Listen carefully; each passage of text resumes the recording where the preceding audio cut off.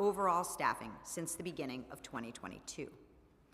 Last year, DOI and our law enforcement partners announced notable complex investigations leading to significant criminal prosecutions targeting official pay-to-play schemes and other misconduct, including the arrests of 2 former high-ranking fire department officials on bribery and related charges for soliciting and accepting tens of thousands of dollars in payments in exchange for providing preferential treatment to certain individuals and companies with matters pending before the Bureau of Fire Prevention. Both defendants have pled guilty and no longer work for New York City. The indictment of Mayor Adams on bribery and campaign finance charges for allegedly obtaining illegal campaign contributions and luxury travel through the city government positions he has held for nearly a decade. As you know, the federal district judge assigned to the case is currently considering the Department of Justice's motion to dismiss the charges on grounds unrelated to the strength of the case or the conduct of the investigation. The arrest of a former City Hall official on witness tampering and destruction of evidence charges in connection with the investigation of alleged illegal campaign contributions to the mayor. That case remains pending. The indictment of the mayor's former chief advisor for monetizing her government position and influence to benefit herself and her family. The arrest of 70 current and former employees of the New York City Housing Authority for accepting cash payments from vendors in exchange for awarding NYCHA contracts, driving up the cost of services and depriving NYCHA residents of valuable resources. To date, 64 of the 70 defendants have been convicted. Cases against 6 defendants remain pending. DOI made 14 recommendations to NYCHA as a result of this investigation, all of which have been implemented. The indictment of a company and 6 of its executives and employees for operating a sham safety training school that issued safety certificates and cards to approximately 20,000 students. 19 individuals also were charged with acting as brokers by connecting individuals seeking safety certification to the school. 14 of the defendants have pled guilty, and an additional defendant was convicted after trial. In light of the findings in this investigation, DOI issued a number of recommendations to the City Department of Buildings to improve its oversight of the construction site safety training requirements mandated by local law. DOI's investigations over the last year also focused on theft of city funds, as well as misconduct impacting some of the city's most vulnerable residents, resulting in, for example, the guilty plea of a former fiscal officer who stole nearly $2.3 million from the city-funded nonprofit where she worked and spent the funds on home remodeling, landscaping, and luxury goods. A 42-month prison sentence for a Florida woman who defrauded at least 120 low-income city residents out of nearly $50,000 in benefits from the Supplemental Nutrition Assistance Program. The indictment of a landlord and corporate entities he controlled for maintaining uninhabitable conditions in his rent-regulated properties to induce tenants to vacate so that he could sell the properties for profit, and for filing false documents with city agencies to conceal ownership of those buildings and evade responsibility for treatment of his tenants. DOI issued 4 recommendations to the City Department of Housing, Preservation, and Development to strengthen the city's response to landlords who persistently neglect their properties. Another key aspect of our mission is to provide public transparency with respect to the operations, practices, and conduct of city government. We do this in part through our public reports. In 2024, DOI published 15 reports that explored important issues, including the misuse of city-issued parking placards, compliance and governance risks at 51 city-funded nonprofits that operate city homeless shelters, safety, disciplinary, and staffing challenges at ACS's juvenile detention facilities, and a review of the NYPD's community response team that found insufficient public information about the unit and an absence of written policies and procedures governing its operations. These reports shed light on issues of significance to city government by detailing our factual findings and our recommendations for critical policy and procedural change. Turning now to our fiscal year 2025 and 2026 budget. Our fiscal year 2026 preliminary budget is $54.9 million, $30.3 million for personal services, and $24.6 million for other than personal services. At the start of fiscal year 2026, as it has in previous years, DOI anticipates receiving an additional $1.6 million in intracity funds from other agencies that support a portion of our staffing. The total fiscal 2026 budget will support an anticipated 450 employees, 310 funded through DOI's budget and memoranda of understanding arrangements with other city agencies and public authorities, including NYCHA and NYC Health and Hospitals, and 140 who are on-loan employees directly funded by other agencies. We recognize the enormous budget challenges that the city, and therefore all city agencies, continue to grapple with. I want to highlight today those aspects of the budget process that have been most difficult for DOI and that can impede our ability to fully fulfill our mission. The city's 2-for-1 hiring process significantly reduces our ability to hire qualified staff to fill critical vacancies. In light of past headcount cuts, all of our open positions, in our view, are critical, and 2-for-1 hiring materially delays and sometimes prevents the hiring of candidates that we have spent time and resources recruiting. For example, DOI made offers to 3 candidates to fill investigative analyst positions between September and October of 2023. We did not receive OMB approval for these positions until July 2024, November 2024, and January 2025, respectively. Understandably, given that almost 18 months had passed since the initial offer, one of the 3 candidates opted not to join DOI. Not only do we have to begin recruitment for that position anew, these delays in hiring require current staff to absorb the additional workload, leading to burnout and ultimately greater attrition. DOI has lost staff at all levels to private, state, and federal entities due to the disproportionately low salaries we offer and the lack of growth opportunities permitted by the city's current hiring and promotion practices, which put us at further risk of losing critical staff.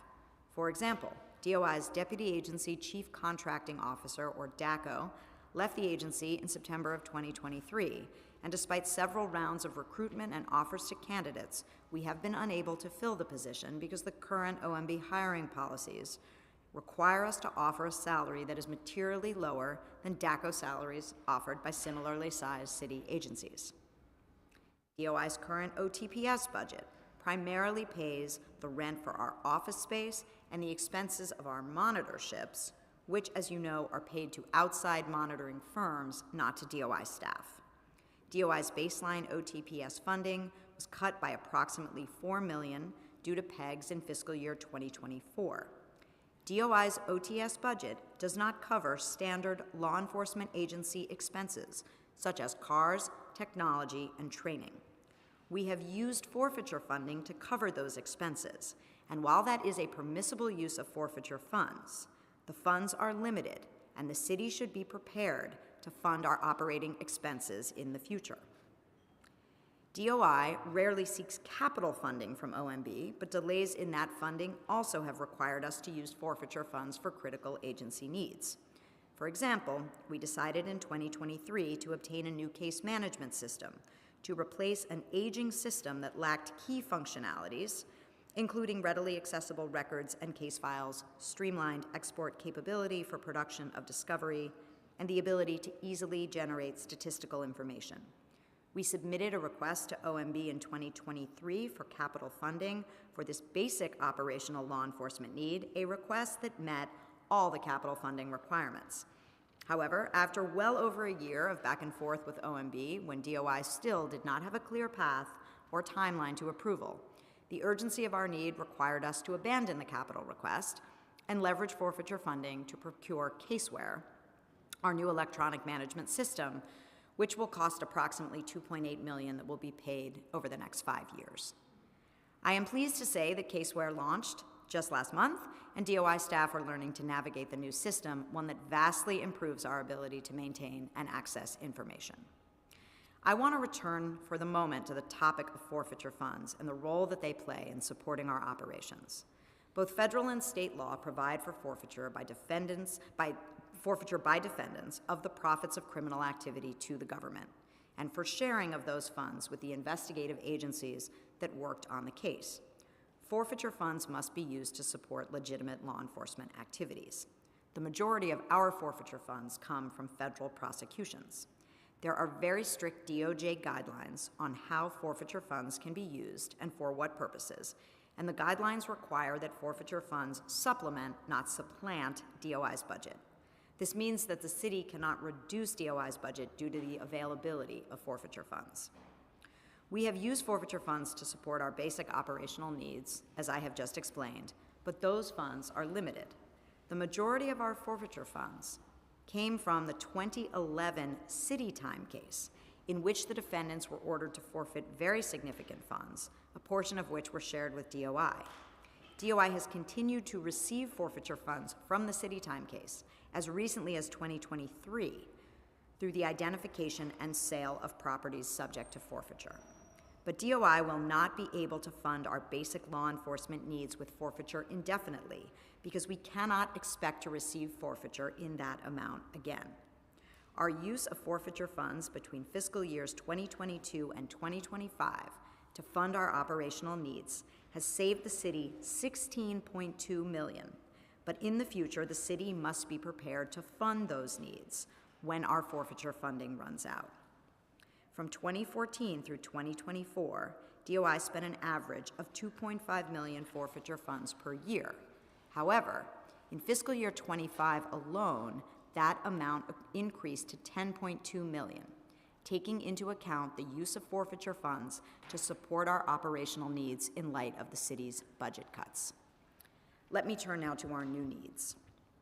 We submitted a new needs request for fiscal year 2026, for the fiscal year 2026 January plan that included an exemption from the 2-for-1 hiring restriction, since our agency is relatively small and staff-driven, as I've explained.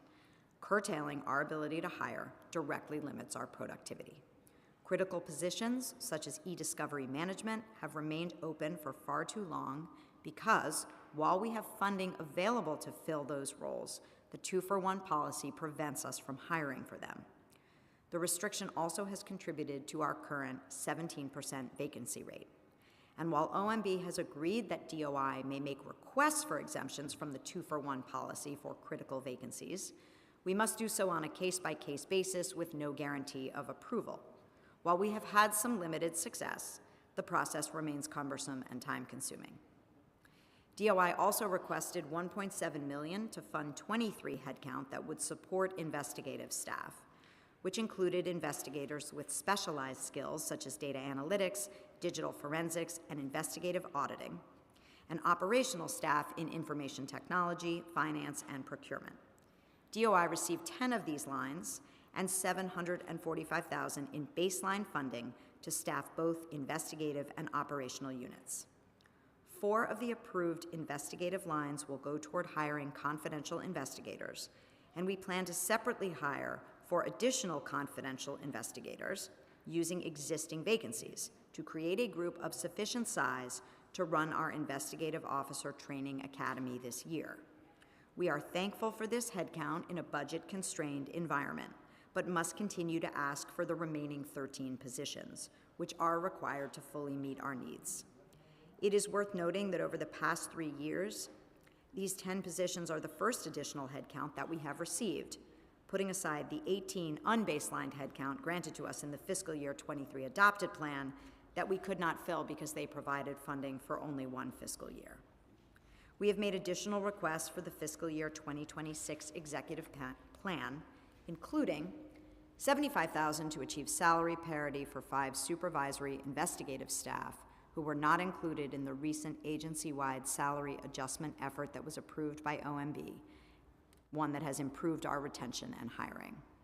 $308,000 for modest salary increases to support the successful tiered title and salary structure that we created in fiscal year 2023 to attract and keep investigators by providing a path to promotion at DOI, and $830,000 for the 13 headcount DOI did not receive in its last request, which includes specialized investigative staff. These requests are essential operational needs for DOI to continue effectively carrying out its mission. In conclusion, the New York City Department of Investigation is unique among municipal oversight agencies. The investigations we have conducted this year make clear that we serve a critical city need.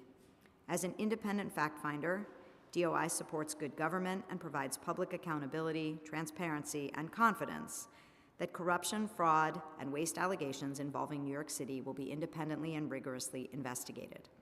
I thank you for your consistent support for our mission, and I am happy to take any questions you may have.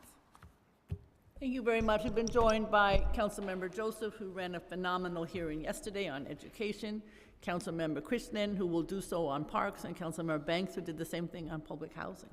So if you have questions, immediately let me know, because I know some of us have B&T and we're missing it. So if you want to go ahead, do you want to go ahead with questions? No, go ahead. Because I'm going to be here. So I'm happy because I know the feeling of not being at the budget. Go ahead, Councilmember. Thank you, Chair Brewer. Thank you, Commissioner, for your testimony today and your perspective here on the budget and DOI's work, too. I just have a few questions. Unfortunately, I've got to return to budget meetings we have, too.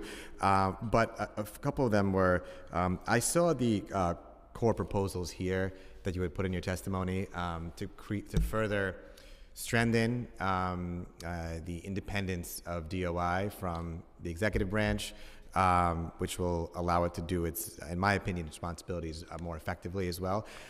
One of the things that I saw was when it came to the budget itself and budgetary independence. And I was just trying to get a better sense, and I saw in here about perhaps it being a percentage of the city budget.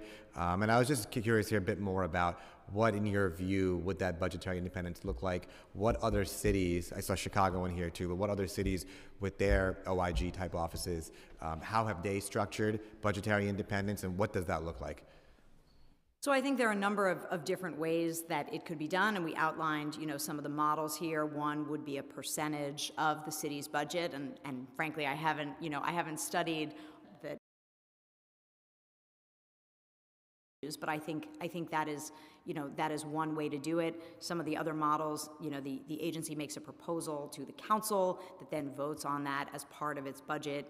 In certain circumstances, there can be a back and forth and questions and recommendations made by other bodies who support the budget. I think the key point is there are clearly advantages to having an independent agency that is truly independent, and I think budgetary independence is a part of that, given that our size and our staffing are so critical to the amount of work and the scope of the work that we're able to do, and also to our own financial planning. So the current environment where there have been cuts and then freezes and then unfreezes for limited periods of time make it very hard to sort of look at our structure as a whole and think about how we want to do things going into the future, and rather leave us in a position where we have to try to address our greatest need and our greatest urgency in that moment. And I think some measure of control over our own budget within appropriate and fair parameters would give us the ability to do that kind of planning, and a percentage of the city's budget obviously would ensure that we're not necessarily immune from the city's budget challenges, and we wouldn't expect to be, but that we would have a measure of separation from them. And that's very helpful. And another question I had on that note is, with the recommendations you provided, in my opinion, having enforcement, investigative powers, walled off, independent from the executive branch is very important.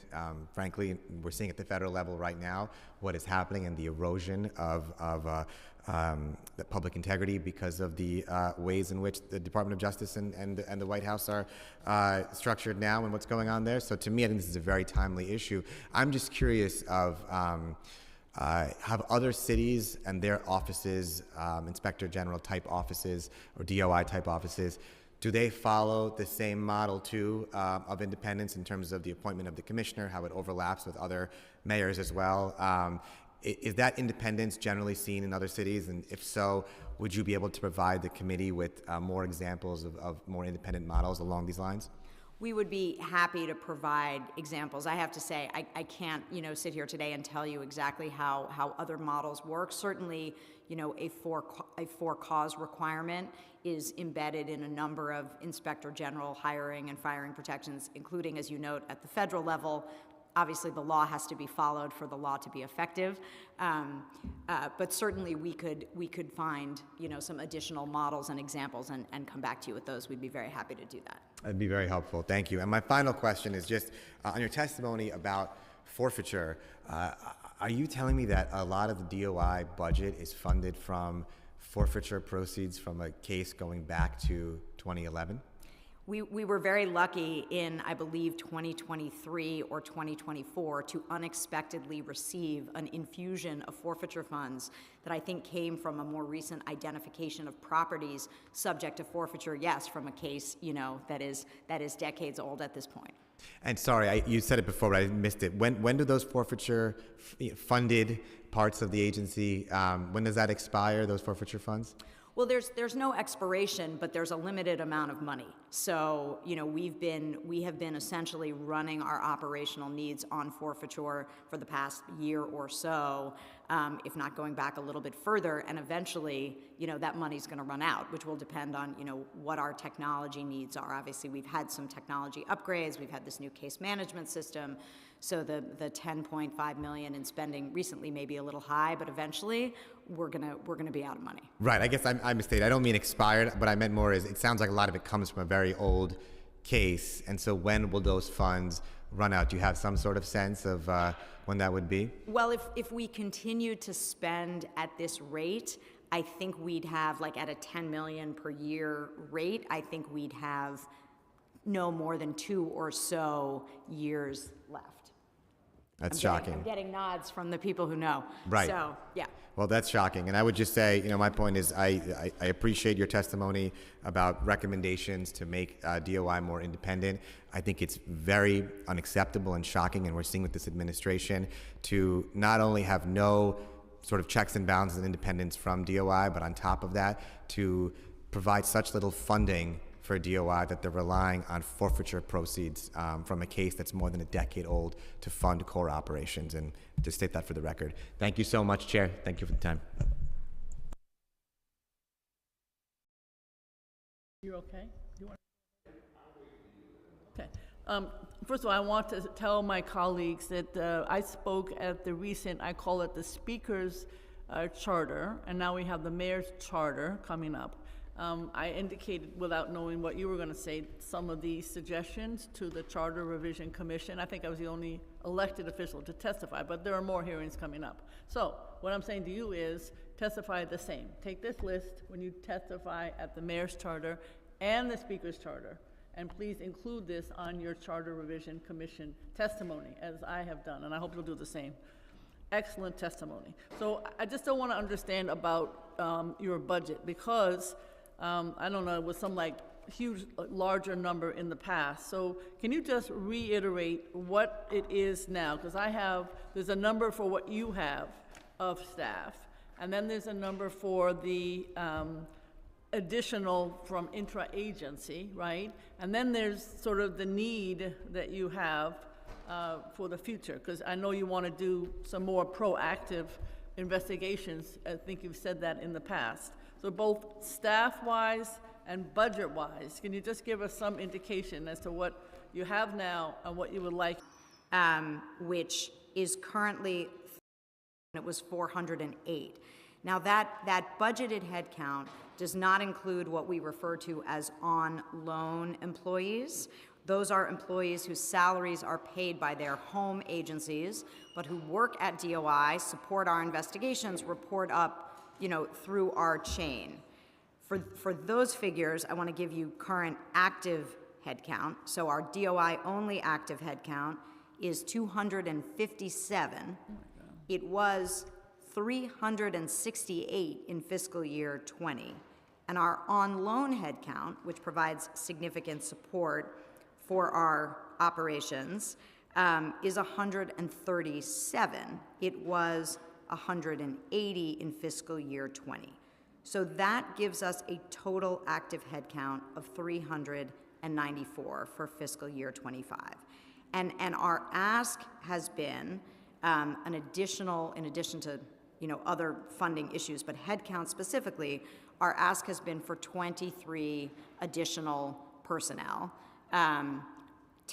We received 10 of those we continue to ask for the other 13. And of the 10, have you been able to hire, or are you still dealing with the 2-for-1 and the salary issues, et cetera? So for those, we are not dealing with the 2-for-1, so those are all posted, and we are actively recruiting for them, but we have not filled those positions yet. Okay. All right, that's helpful. In terms of budget, so I think obviously the budget would mirror what the challenges are in terms of staffing.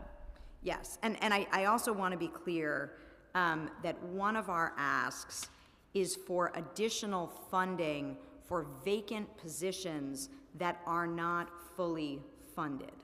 And I can get you that number, but I just want to be clear that we have positions where we have the headcount, but because the salaries are so low, we have sometimes had to borrow from certain vacant positions in order to provide competitive salaries for positions we're hiring for. And so that means there is additional funding that we need to be able to hire our vacant positions in addition to these additional 10 headcount. Thank you. And of course, just for the record, for the last 2 years, as chair of this committee, I've advocated for funding for your department, and the Office of Management and Budget has refused. I just want to make clear that and we appreciate that support but very very much. Frustrating, very, very frustrating. Hope that this changes this year. So in terms of the 10 that you have, needing 13 more, but how will those positions help your investigations when they're fully funded and fully in place?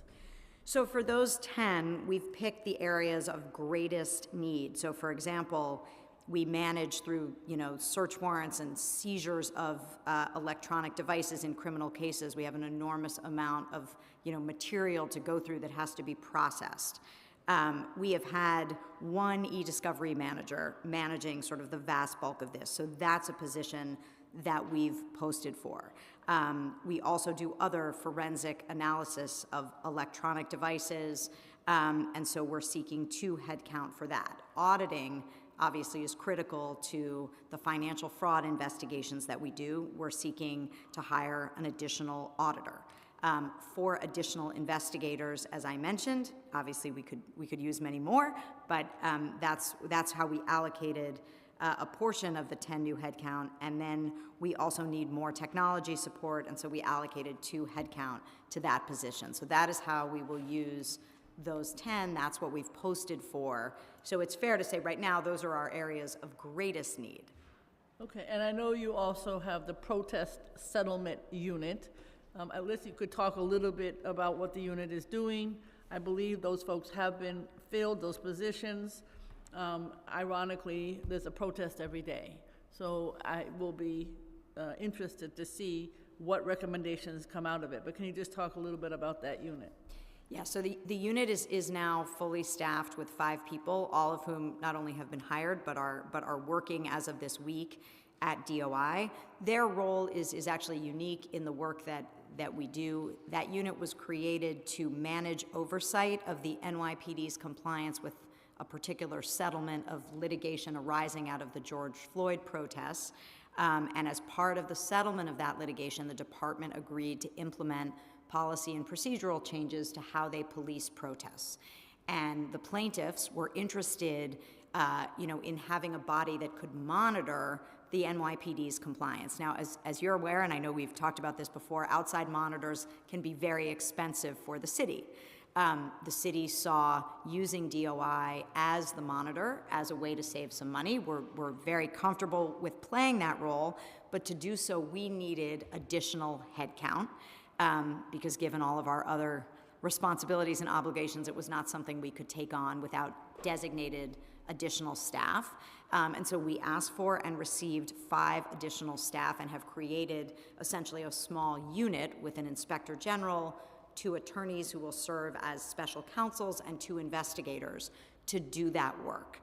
And once the department finalizes policies and training, which they're in the process of doing, that work will actually begin, and it will involve every 6 months for a 3-year period, a selection by a collaborative committee of 2 protests that the unit will be responsible for reviewing and looking at the department's response to the protests and evaluating whether the response complies with the new policies and procedures.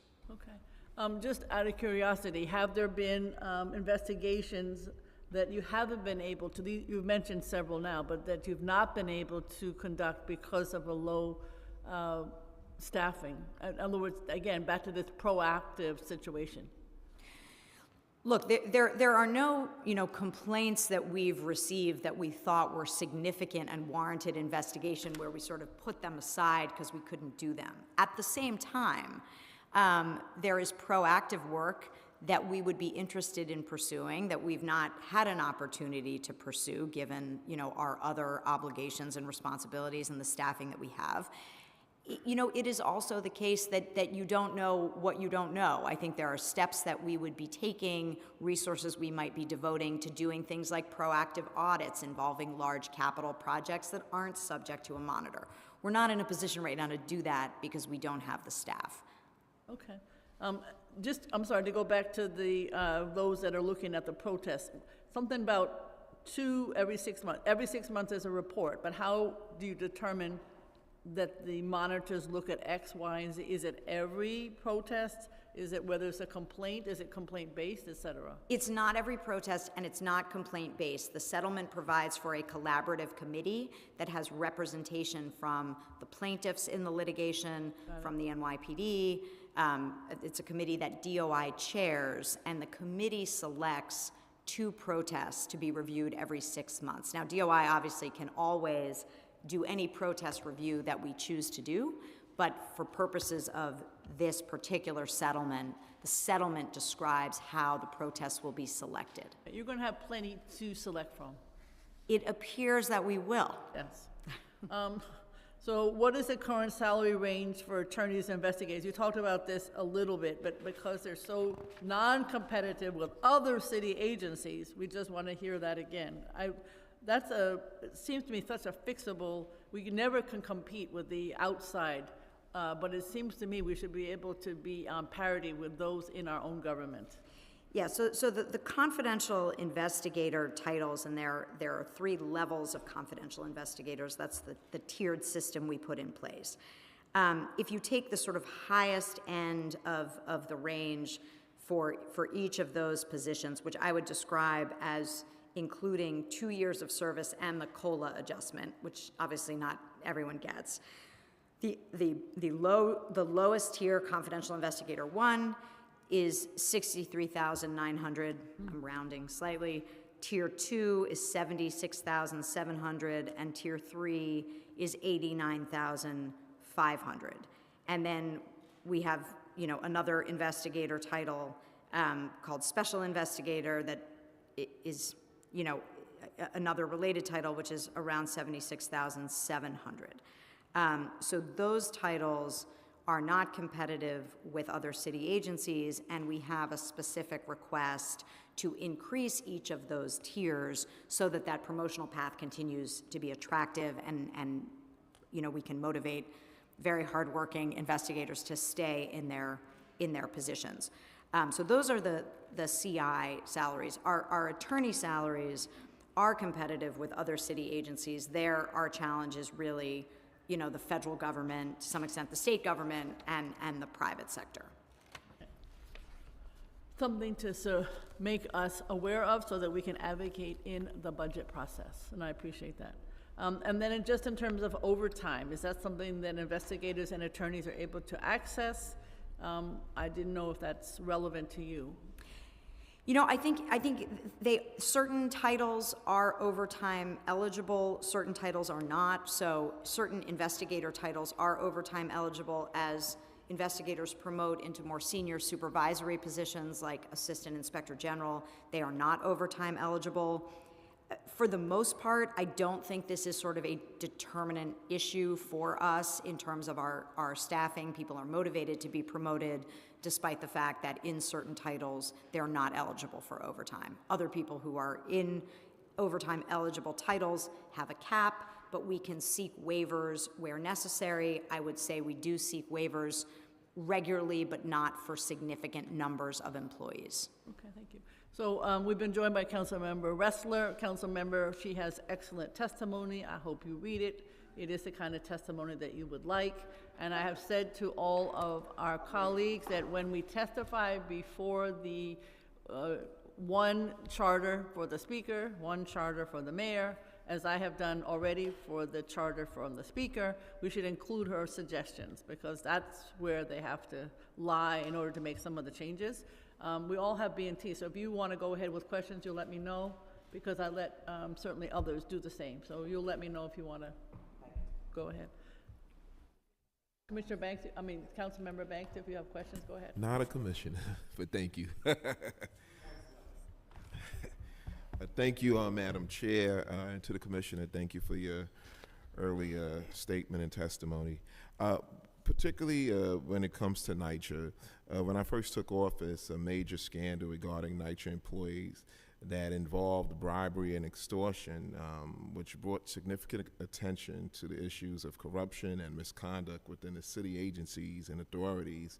Wanted to know, given the ongoing need to address fraud and other criminal practices within various city agencies, how does the Department of Investigation prioritize its budget to effectively investigate cases of fraud, bribery, corruption, and particularly in agencies like NYCHA? So we actually have a squad that is solely devoted to NYCHA. It's a large squad. It's a very strong squad. They are the squad that was responsible for the large-scale bribery case that we announced last February. So that is a squad that I would describe as on loan, where the employees are funded through NYCHA. They are actually paid higher salaries. As it happens, that's just through an agreement with NYCHA, with whom we have a strong relationship. They are committed to strengthening and funding that group of investigators, and so that is why we've been able to focus on and develop those kinds of cases. Is there a particular unit, is there a special unit that deals just with public housing with NYCHA?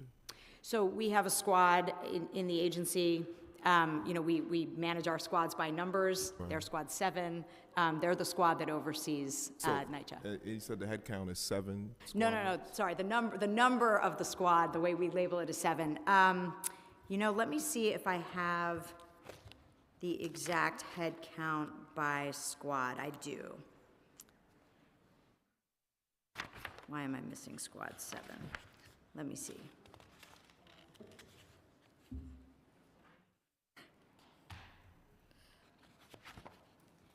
Give us a minute. I think we're going to be able to get it for you. 35. 35. That is a particularly large and well-staffed squad. Okay, excellent. What resources and strategies are in place to ensure that DOI can adequately respond to these type of high-priority investigations and prevent similar issues from happening in the future? I think we rely on our investigators to vet the complaints that we received. And to have an awareness right. of what the concerns are at their particular agencies. That's certainly true with NYCHA. We have a very experienced inspector general and team supporting that entire operation. So we receive complaints and we know what we're looking for. Like I said, we have strong relationships with NYCHA, so it's not only anonymous complaints right. from which we learn things, it's from concerns shared at times by leadership. That squad has strong relationships with prosecutors' offices, and so they have, the relationships they could use to build a case, like the case that we announced right. Back in February. So those are some of the features, that make for a squad that can do challenging, difficult, important investigative work and do it successfully. And then we make recommendations for policy and procedural reform. And we sort of stay on and follow up on those recommendations. So as it happens, we had made recommendations to NYCHA years before the big bribery takedown last February. Some of those recommendations, unfortunately, NYCHA had chosen not to implement. They were operationally challenging or they were expensive. Once we were able to bring a criminal case of that size, that can be a very motivating set of circumstances for an agency, and they did implement all of those changes. So it's sort of a combination of understanding how the agency works, knowing how to vet complaints properly, having the staff to devote to them, having the prosecutorial relationships. You know, that squad is a good model for all of those things. Thank you. Pointedly towards the budget, given the complexity and the scope of investigating misconduct or fraud within large city agencies, what portion of DOI's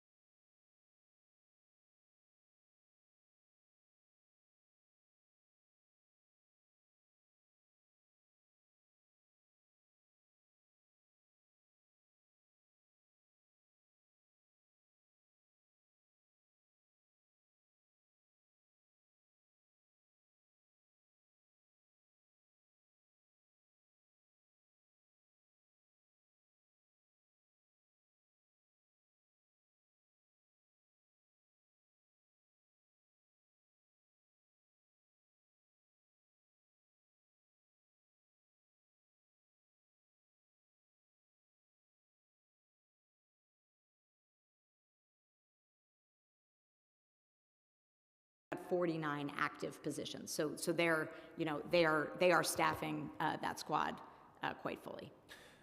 I just wanted to ask one more question about email access.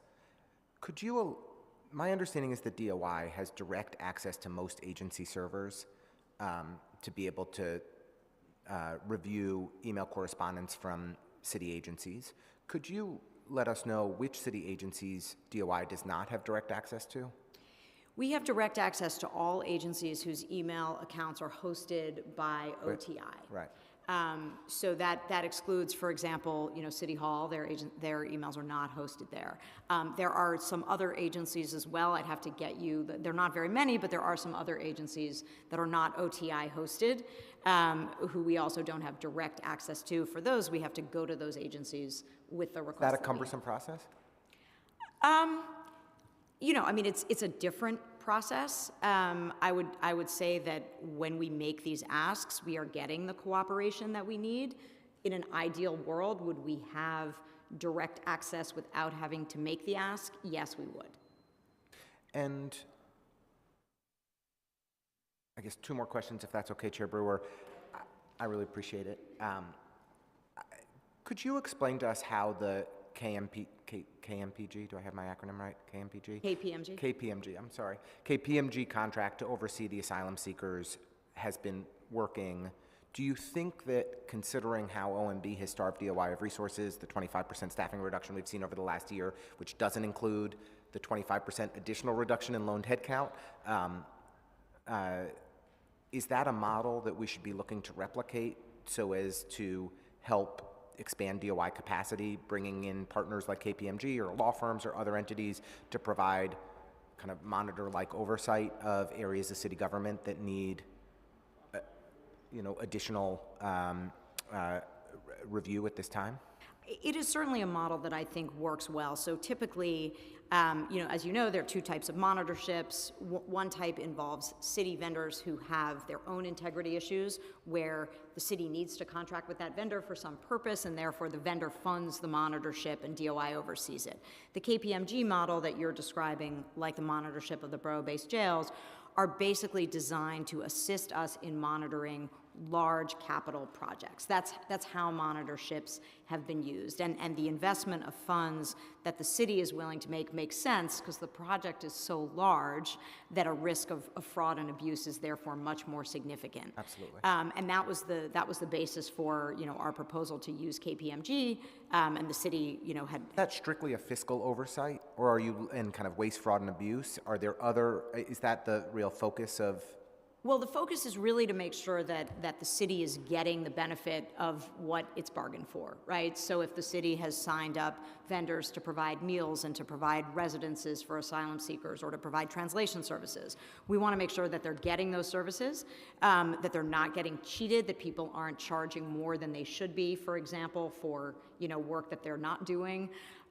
In the construction context, it's more complicated. You're also making sure that the materials being provided, in fact, line up with the specifications, which is not something that you would necessarily know just by reviewing invoices. So principally, that has been the purpose of those types of monitorships. But certainly the model of hiring an outside firm with expertise to kind of force multiply DOI's staffing could be directed, I think, to almost any type of project, right? I mean, those firms have investigative expertise. We could, staff a group that includes outside personnel. We could, direct them to do really whatever kind of investigation we wanted. They'd be acting as our agents, Totally. et cetera. And considering how challenging OMB has made the hiring process, that may also be a faster way to bring on capacity and provide oversight. It can be. It tends to be more expensive, right? Because you're getting private sector, and you're not giving those opportunities to employees who might work for the city. That's kind of the downside. But certainly you can hire and staff up more quickly. Obviously, you can use those sorts of things for short-term projects that we really would have difficulty hiring for, because you can't hire someone for a case that might be over in a year. Yeah. And then last question, open-ended. Are there any additional tools or resources or areas of authority that we can help provide to DOI, or the state legislature could help provide to DOI, that could provide tougher oversight of the Adams administration in City Hall for the remainder of this term, to try and inspire confidence in New Yorkers that that this administration is kind of operating with a modicum of integrity? You know, I think the longer term proposals that we've laid out sort of overall are the best way, you know, to strengthen the agency. I would say, you know, and I think you can see from the work that we're doing that we've actually, you know, been able to accomplish quite a lot even with our limited staffing. I think the additional staffing that we're asking for, you know, although we wouldn't have it immediately, we're already posting for the 10 positions we got. I think that is the combination of those long-term independence measures and giving us more people now to do the work that we do is the most efficient way, you know, that you know, I can envision. Certainly if there were particular areas where we needed prompt, immediate oversight, you know, funding for some sort of an outside, you know, firm that would assist with that would be another option. Well, I just want to conclude with where I started. Your tenure has been exceptionally impressive, and we're fortunate to have you in this role, and I really appreciate everything you've been doing. Thank you. Thank you very much. I appreciate it. Just in terms of overtime, obviously in your situation, I think people were always complaining about overtime, but people could use it because of the salary situation. But there's 107,000, I guess, allocated. But I believe according to the materials we have, it's over 200. So how do you repurpose funding for that? How does that compute? In other words, you've got 107 that's supposed to be allocated for overtime, according to our notes. So I can tell you what our overtime earned fiscal year 25 to date is. Yep. It's 250,000 Yep. and change. Yep. And that number actually has gone, if you look at our overtime spend in fiscal year 2024, total, it was 426,000, up from 370,000 in fiscal year 23. So we're projecting for this year a total spend of around 400,000, roughly similar to what we were last year. Okay. Last fiscal year. All right. Thank you. Just in terms of Squad 5, which sort of was brought up by Mr. Ressler, which is the one that's responsible for elected officials in terms of investigations.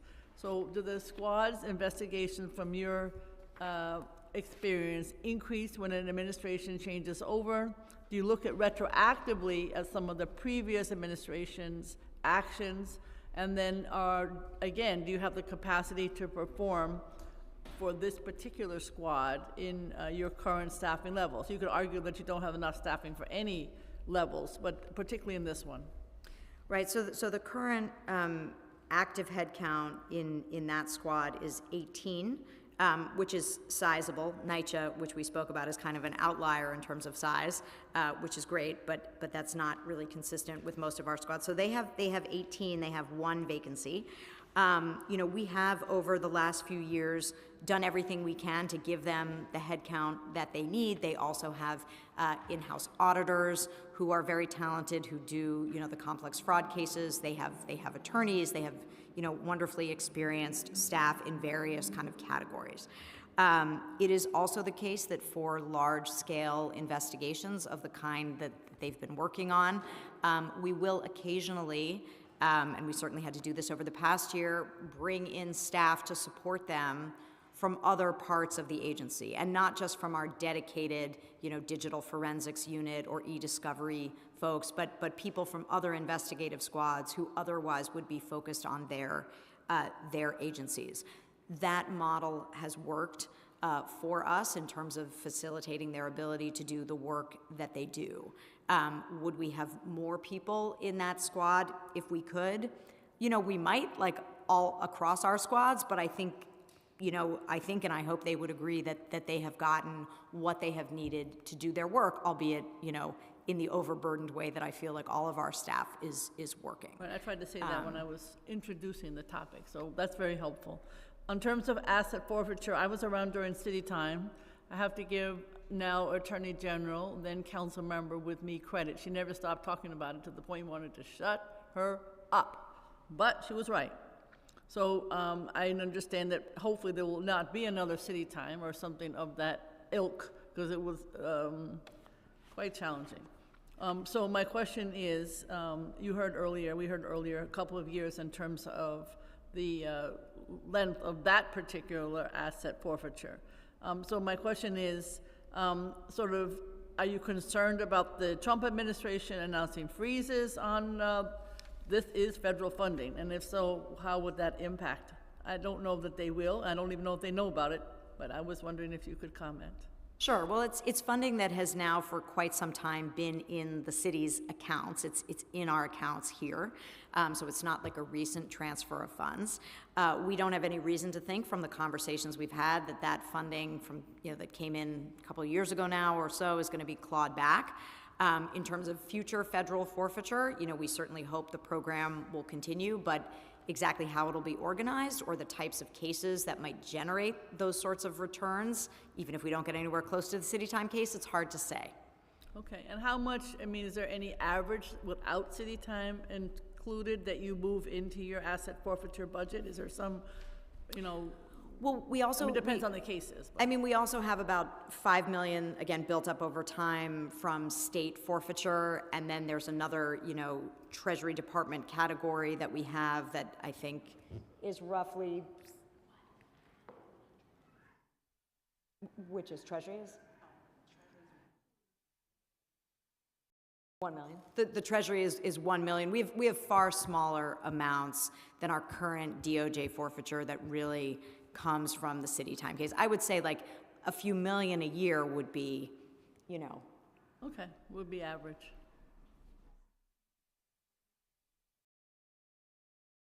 Oh, okay, thank you. So the current forfeiture balance outside of city time is 100,000. Okay. So you can see it's much lower. Absolutely, okay. And then just back to the KPMG, which Councilmember Ressler was asking about.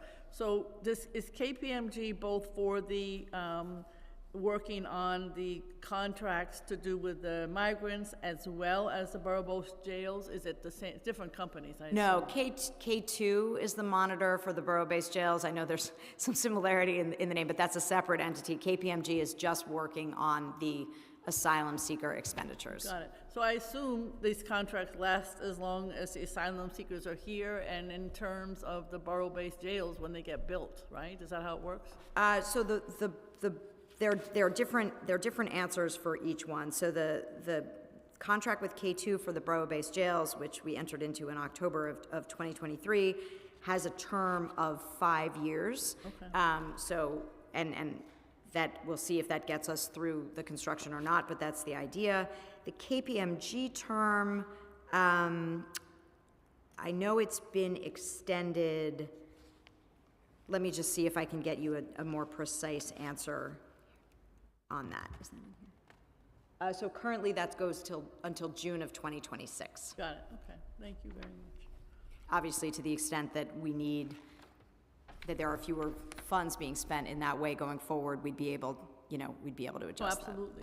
And it's good that they're doing it, and then you get regular reports, obviously. We get regular reports, we have regular meetings, they escalate to us, red flags that they identify when they're looking at invoices, when they're doing site visits. We are regularly in contact with them, and that is a good model of our sharing out with other city agencies problems that KPMG finds. And then when it's over, is there a public report? Because I know you say correctly that this isn't really an investigation, it's like an ongoing observance. It's an ongoing monitorship. Right, but so how does the monitorship get concluded with public information, right, if at all? Our plan is to produce a public report at the conclusion of the monitorship that explains the work that KPMG did and the findings and recommendations that we have for sort of future kind of crisis situations where the city has to pull together, a significant number of vendors to serve a need in short order, which is certainly how the asylum seeker funding process started. Okay, it's something to think about for the future, because in our cases, of course, we have tons of hearings on these contracts, and it's more mundane, like the food is rotten and it gets thrown out, and that may not be a budget issue in the interim, like, okay, the food is being delivered, It's just not being eaten because nobody wants to eat it. So that's a different kind of oversight, perhaps, because it's not, maybe you're getting your money's worth, but it's not well spent, shall we say. Those are issues that KPMG flagged in connection with their site visits too, and particularly food that was spoiled, things like that. Okay. On the NYPD OIG, I know we've had a hearing on this. So what's the current budget and head count of that particular office? And again, attrition and recruitment, do they differ for this office compared to the rest of the department? Okay, so the current active headcount is 9. We had significant attrition in the 2023 to 2024 period of 46.15%. You know, that's a significant amount. And I think we've talked about the ways in which, you know, we have worked to support the unit so that even with the lower number of staff, they are able to produce reports. They've already produced, you know, they're working on, you know, several reports right now that we hope to produce this year. We had the social media report already issued. We had the post-act report. So they are continuing to work at a productive rate, but staffing is definitely a challenge. Okay, and how are we addressing the staffing issue there? That's just based on needing the extra 13, or is there something else for this particular office? Well, I mean, I think we are thinking about as we post for, you know, new positions, we have to make decisions about where they're going to be allocated. We also have the option, you know, of going back to OMB and seeking exceptions from the 2-for-1 hiring for certain, you know, positions. And so we're thinking about all of those things in terms of ways to build up their staffing. Okay. In terms of the loan, I know you heard earlier, Councilmember Ressler, but how many investigators in terms of loan are from NYPD? And I guess what they don't do is oversee NYPD, but what do they do? Oh, so now you're talking about our detective Yes, squad, yeah, right? yeah, yeah. We have a detective squad at DOI that is currently, we have a lieutenant and a sergeant, and I believe 10 detectives for a total of 12 people. Just checking that I had that right. And they support all of our investigations. You know, they first of all, they're great sort of guides and mentors to younger investigators who don't have experience with things like doing surveillance, and they, you know, help run down information for us. They help us with the execution of search warrants, which is not something that we can do on our own without other law enforcement officers. They help with arrests and other operations, and they are working with squads across the agency. We have a whole group of new folks who came in really at the beginning of this year, and that's been working very well. And they don't oversee the police department, as you say, but they do everything else. Okay. Just in terms of background, because I think the public, when I say public, I mean city agencies and staff, they probably hear about Department of Investigation in terms of how they can get onboarded, in terms of that's one way. So I wanted to hear again how you've been able to look to the, deal with the background and how long it takes now. I think you're down to 109 days, if I remember correctly. So again, that's a great number, but should it be less? It takes time. I think what you do now is you have an initial investigation. This person looks okay, they haven't committed any immediate crimes, and they can go on board and then do a further investigation. But perhaps if they're high level or sensitive position, then they have to wait until they get actually investigated. So I just want to hear a little bit more about the background check currently and the backlog. Sure. So, you know, one thing that our background unit has accomplished, which is quite significant, is we used to have this extensive backlog, right? In 2019, we had 6,500 backlogged investigations. We now have 164 remaining. So it's barely a backlog anymore, and we expect that those remaining investigations will be completed by the end of the year. Now, as you know, there are criteria for who should receive a background investigation: management, folks who have a salary of above $125,000, folks who have certain authority to enter into particular financial arrangements or to negotiate and approve contracts. But fundamentally, it is the hiring agency, or City Hall, if they are the hiring agency, that sends us the request to do a background and the completed background form that their candidate has filled out, and whether or not to start a city employee before their background is fully completed is therefore to some extent obviously up to the hiring agency. So there are plenty of examples, including of senior level government employees who are hired and in place while their background is still being completed. We also do regularly what's called pre-vetting, where we do, like you said, a sort of quick vet to make sure that there are no serious sort of obvious issues, so that a promotion can be made or a person can be put in place while we complete the rest of the background. Okay. The other question I have about the public, as I call it, is we all take, I think most of us, we take I guess it's an online course about whether or not we are learning how to be honest brokers as city employees. And the question is, how many people take it? Is there any kind of an evaluation about whether it's effective? You know, I have always known that in today's world it has to be online. Years ago, because I've been working for the government for a very long time, we had to do it in person, and obviously that was much more impactful. I can't remember a damn thing about whatever you asked when I've taken it recently, to be honest with you. Well, I try to be an honest person, so, you know, I don't tend to break the law. But some people do. So I guess my question is it impactful? Is it the way to go? I don't know. well, first, so I want to emphasize that we agree with you that in-person training on these issues that is specifically directed to particular agencies and tailored to their needs and interests is the best way to reach city employees. And over the past, for fiscal year 24, we conducted 273 of those in-person and at times virtual corruption prevention lectures. That was a 44% increase over 2023. That is not the kind of training you're talking about, which I'll get to in a minute, but I just wanted to emphasize that it is really a critical service that we provide to the city, and also a way of making connections to city employees who then see, like, okay, there is a real person who understands my agency who I can call if I have a complaint or a concern. So I agree with you that kind of more bespoke training is very important. How do people get the in-person versus the virtual? Is it just a request? You know, it really depends on the agency relationship, the availability of staffing, and certainly the need. If there is ever a request, we are certainly going to do it. We're also doing proactive trainings, but again, that depends on the availability of staff, you know, to do them.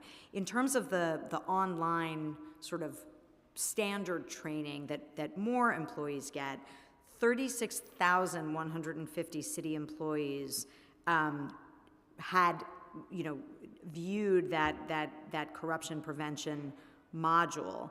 That is down from the numbers in 2023.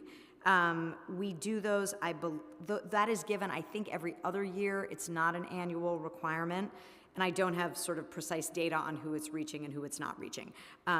But there is a robust process in place to try to get city employees, both kind of generally, more globally, sensitized to the important anti-corruption issues that they might face, or corruption issues that they might face, as well as a more bespoke kind of training. Yeah, I mean, just because I've been around so long, in the old days, every time you got your paycheck, remember we used to have checks? Young people don't even know that we did, but we did. And then there would be a little information about how to be an honest employee in almost every check.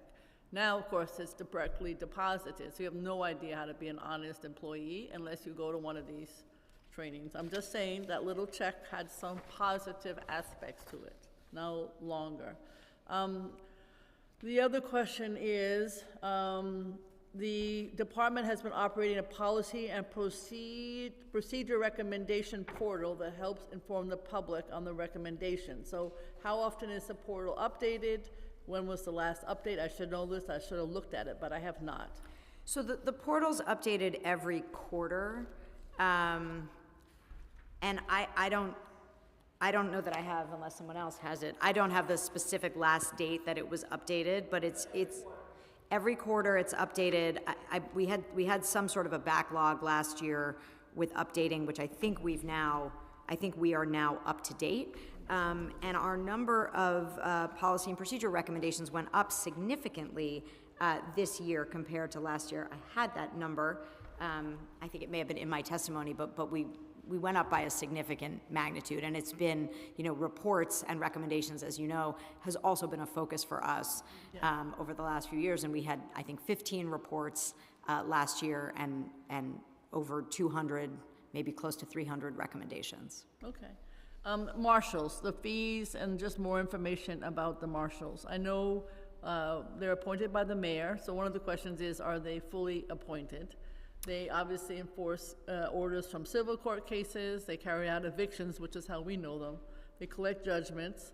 So, and I think the city collected 1.2 million from fees last year, and they also have 207,000 from uncollected funds from marshals in 2-3. So the fiscal 2-6 projected revenue is 2.3 million in fees. Now, of course, we wish in some cases they didn't have to collect all this, because these are people who have broken the law.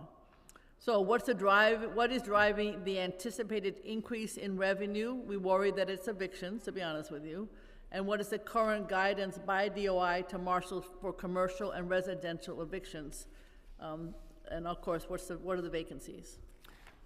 Okay, so why don't we start with vacancies? There can be up to 83 marshals appointed by state law. There are currently 28 marshals appointed. The appointment process is sort of ongoing, but that is we're currently at 28. So obviously there are many more spaces to fill. You know, the number of evictions are increasing. In 2024, there were 16,850 evictions in New York City, still lower than pre-pandemic levels. But evictions, obviously during the pandemic, there was a moratorium, so evictions were way down. And so far in 2025, there have been approximately 2,500 evictions, which is expected to climb at an increased rate as civil courts are resolving their backlog in warrants pending issuance. Right. So that's, you know, that's where we are in terms of anticipated evictions. Revenue? So in terms of revenue, you know, the marshals pay an assessment of $1,500 and 4.5% of their gross income. The most recent numbers I have on that are 1.68 million and change for what the cities receive from the marshals. That was in 2023. So it sounds like you have more updated numbers than I do. It's about the same, though. It's about the same. Okay. So I guess, you know, and I know we had a hearing on this, and we're still working with the state to discuss the future of the marshals. I assume the large number for, 23 and 24 was because they were, quote unquote, catching up from pandemic when there were no evictions, and yet the courts were processing and all of that. So Right. that was, I think the more that's we right. can do to keep the number down, if in fact, we're trying to keep people in their homes with one-shots and other aspects of paying the rent. I'm very good at one-shots, just FYI. I think there are following up on complaints, and this is just one of the few questions left. You get a lot of them. How do you determine the level of importance of each complaint, and how do you work through it to turn it into an investigation if that's appropriate? Because you get a lot. Yes, we do. In calendar year 24, we got 14,816 to be precise, a little bit up from calendar year 23, where we had 14,000 and something. Look, this is really where our investigators and our squad's expertise come in. So complaints are routed to the squad that oversees the agency to which they pertain. So, we don't have someone who's an expert in in corrections reviewing a NYCHA complaint. And That's what I have to do all day long. Go ahead. So it's really through their knowledge and expertise and sort of investigative sense that we decide what do we pursue, what do we not pursue, what's important, what's not. Obviously, in situations where we have fewer resources, if a complaint seems on its face to be not of particular significance, we may kick the tires less than we would if we had more staffing, right? I mean, that just sort of stands to reason. Like I said, there's no complaint that I'm aware of that we've received that we thought was significant that we had to put to the side. But at the same time, there are things that we may not probe as deeply if on their face they seem to be not particularly significant. And then you get back to that person or that entity to say what? How do you handle a complaint that is kicked to the side, so to speak? Well, it depends. So if we get, let's say, I mean, when I say things that we don't follow up on, let's say we get an anonymous complaint with very little detail. That might be an example of something that, like, we file away so that if we continue to get complaints that raise that same issue, even if they're vague and anonymous, we can then attend to that. Sometimes, we have people who call and leave a message. We'll call them back. We'll take their information. Depending on whether we need to speak to them again or not, they may learn more about what we're doing, but it's not our process to kind of update them about the status of any investigation that might arise from their complaint. Okay. Arrest by local enforcement can occur as a result of an investigation. You mentioned that. The figure has increased in recent years, to your credit, from 288 in 22 to 344 in 24, and I think up even in 25. So to the credit, I think, of what your investigations are showing, but what's the reason for the recent years, and are there certain types of investigations that lead to more arrests? Sure. I mean, if you think about the NYCHA case, that was an unusually large case where we were able to obtain evidence of illegal conduct that was quite widespread in an organization. So when you have an investigation that can do that, you're going to have more arrests.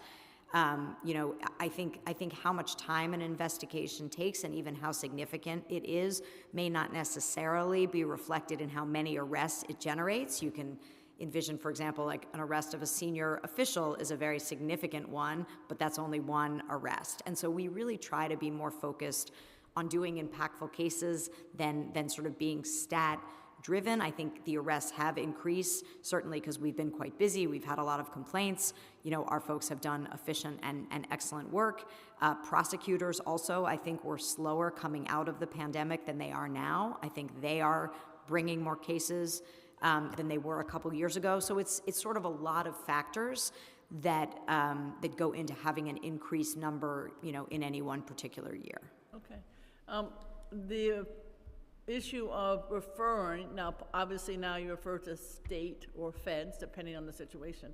Have you had the opportunity to refer to the feds? Is that going to change? Hopefully that agency, at least at the staff level, will continue to be professional. I certainly hope it doesn't change. We are continuing to make referrals and work with our federal prosecutorial partners with whom we have strong relationships. I certainly hope that the appetite and interest in the kind of work that we do will continue to be a priority for the federal government as well. Okay. And then just finally, because we're all concerned about onboarding, just the training of investigators. When you hire, I don't know if it's a class or if they start at the same time. Given how hard it is to hire, maybe they start at different times. But what kind of training is offered? How long does it take for the onboarding? Has the training changed over time? Because that's obviously as we say, the meat and potatoes of the agency. Yeah, no, we have an extensive, very well-developed investigative training program. Where, our new investigators learn everything from sort of like how to do a surveillance to how to write a memo to how to manage, testimony and cross-examination. It's a very comprehensive program. There is also, after that initial training program, a portion for those who are interested in being qualified as peace officers that includes more physical training, obviously handling of weapons, defensive tactics, that kind of thing. Our hope is to always offer that training to a group of investigators when they start, because that's the most efficient way to do it. And I had mentioned that with the 4 new investigators that we've posted for, from the new positions we received and some additional vacancies that we have, we're hoping to have a class of at least 8. What we've done in the interim, because there is a lot of interest in this program and not every investigator had the opportunity to take it, because in its current form, it hasn't been in existence for more than a few years. We offered it when we were, when we were subject to the true freezes and doing much less hiring. We offered it within the agency to investigators who had some experience but felt that their skills could benefit from it. It's a very popular program. If it is new investigators who don't yet have a caseload, it's more intense over a shorter period of time. If it is investigators who are carrying an active caseload, we creatively sort of expanded it so that our team could do their casework while still getting trained. So it's an excellent program. It's really, a model, I think, for how to take folks who may have no law enforcement background and sort of get them ready to, actually do all the work that we do. And it's a real credit to our training program who have worked to really refine and develop it over the last few years. Thank you very much, Commissioner, for your testimony, and we look forward to working with you during the budget process and beyond. Thank you, as always, for your support. Thank you very much. Now we're opening the hearing for public testimony. I remind members of the public that this is a government proceeding. Decorum shall be observed at all times. Members of the public shall remain silent at all times. The witness table is reserved for people who wish to testify. No video, recording, or photography is allowed. Members of the public may not present audio or video recordings as testimony, but may submit transcripts as such to the sergeant at arms for inclusion in the hearing record. I assume that you have already filled out an appearance card with the sergeant if you want to be recognized. When recognized, you will have 2 minutes to speak on today's hearing, which is the budget of Oversight and Investigations and the Department of Investigation. If you have a written statement or additional testimony you wish to submit for the record, please provide a copy to the Sergeant at Arms. You may also email it to testimony@council.nyc.gov within 72 hours of the close of this hearing. Audio and video recordings will not be accepted at that time. So for in-person panelists, please step up to the table once your name has been called, and I'm calling Christopher Leon Johnson.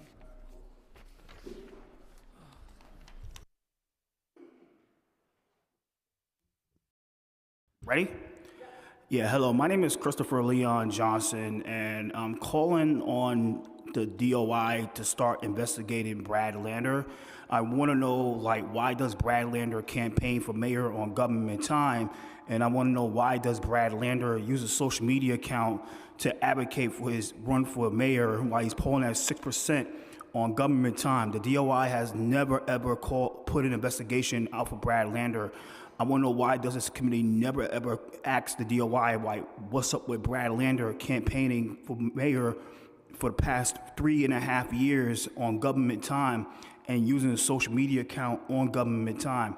Now, one thing I want to bring up is that yesterday, Comptroller Brad Lander was campaigning on government time using a nonprofit, which is illegal against the New York state law and the federal government, where nonprofit, the Worker Justice Project, cannot campaign for a political candidate while on a nonprofit time. And at the same time, the Speaker of the City Council, Adrienne Adil Adams, the Speaker of the City Council, needs to be looked into by the DOI, because there's a big thing that's going on with her, is that she's intimidating council members, she's threatening council members, she's intimidating nonprofits, she's intimidating leaders in the political spectrum to support her for mayor. And is this budget time? Why is she running for mayor and campaigning for mayor during budget talks, where everybody knows that she has discretion of what gets funded and what does get funded via Schedule C funding and discretionary funding? So there's a big feeling that she is weaponizing the budget with the help of Justin Brannon and key powers to make everybody political spectrum endorse her for mayor, and if they don't, they won't get government funding. And I'm calling on, if the Worker Justice Project and Street Vendor Project doesn't get the funding they deserve, I will file a complaint with the Department of Investigation. Thank you very much for and she will be arrested. Thank you. And free Mahmoud Khalil. Thank you. There's no other in person and nobody on Zoom. This hearing is concluded. Thank you.